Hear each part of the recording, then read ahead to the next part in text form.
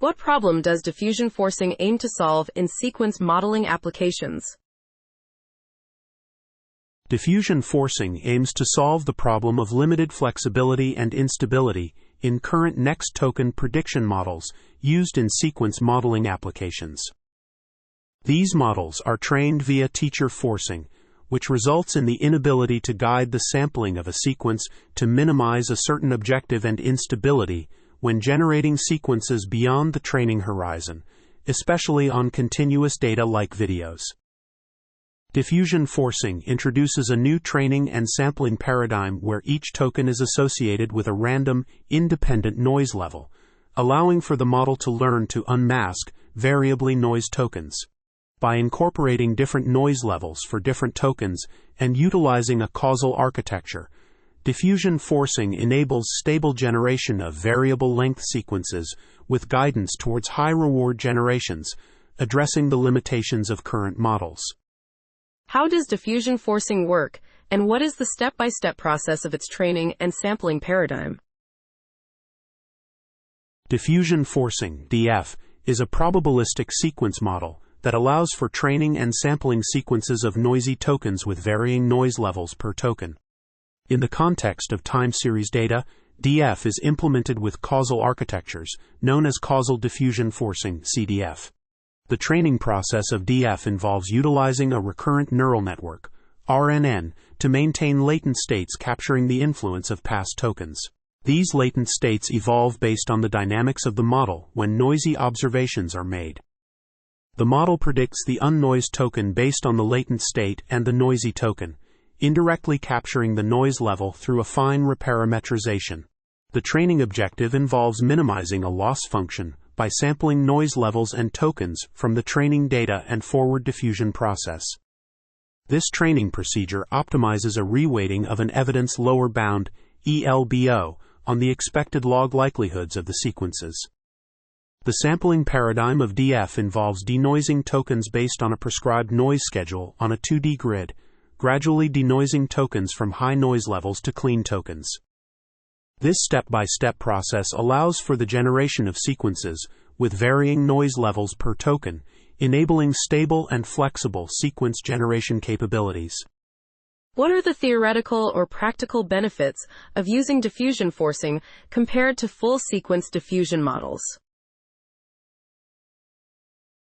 The theoretical benefits of using diffusion forcing compared to full sequence diffusion models include the ability to optimize a reweighting of an evidence lower bound, ELBO, on the expected log likelihoods, which maximizes a lower bound on the likelihood of all subsequences observed at training time. This allows diffusion forcing to model the distribution of all possible subsequences of the training set, providing a more comprehensive understanding of the data. Additionally, diffusion forcing offers practical benefits such as stabilizing long rollout autoregressive video generation, composing subsequences with user-determined memory horizons, and enabling Monte Carlo tree guidance, MCTG, for improved sampling of high-reward generations. Furthermore, diffusion forcing allows for flexible horizon control in decision-making tasks, which is crucial for tasks with varying time horizons. Overall, diffusion forcing combines the flexibility of next token prediction models with the ability to perform long horizon guidance like full sequence diffusion models, making it a versatile and powerful tool for probabilistic sequence modeling across diverse applications. How is causal diffusion forcing different from traditional full sequence diffusion models in terms of generating variable length sequences? Causal diffusion forcing, CDF, differs from traditional full-sequence diffusion models in terms of generating variable-length sequences by allowing for stable generation of sequences ranging from the immediate next token to thousands of tokens in the future, even for continuous tokens. Unlike traditional full-sequence diffusion models that are universally parameterized via non-causal, unmasked architectures, CDF is implemented with a causal architecture where future tokens depend on past ones. This causal structure enables CDF to flexibly generate varying length sequences by denoising all tokens of a sequence at once with an independent noise level per token.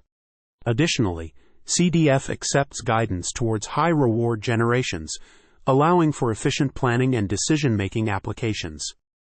The ability of CDF to stabilize long-rollout autoregressive video generation and compose subsequences of those observed at training time with user-determined memory horizon showcases its unique capability in generating variable-length sequences effectively and stably.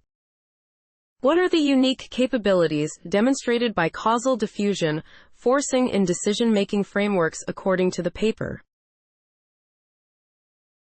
Causal diffusion forcing (CDF) demonstrates unique capabilities in decision-making frameworks according to the paper.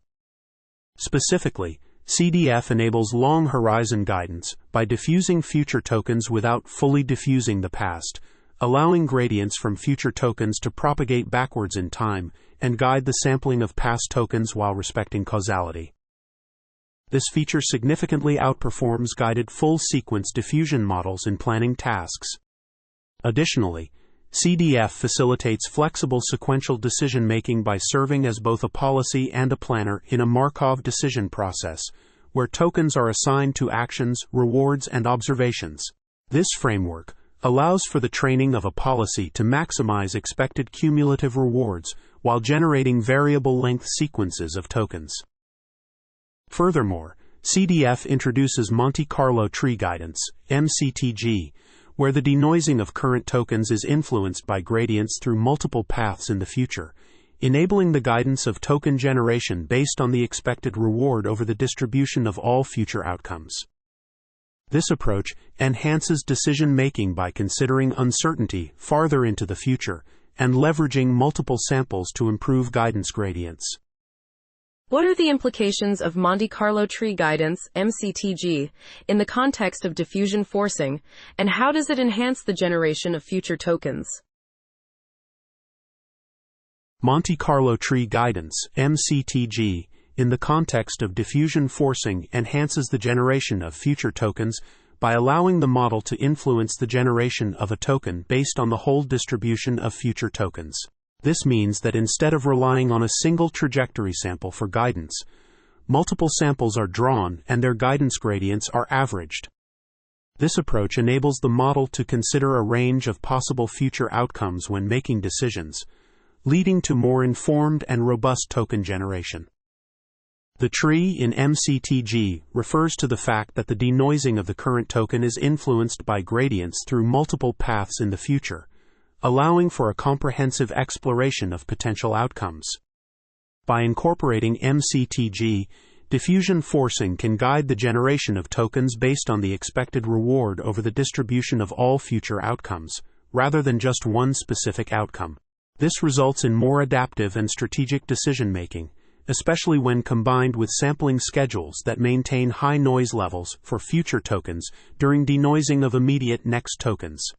Ultimately, MCTG enhances the model's ability to navigate uncertainty and make informed choices when generating future tokens, leading to more effective and reliable sequence generation.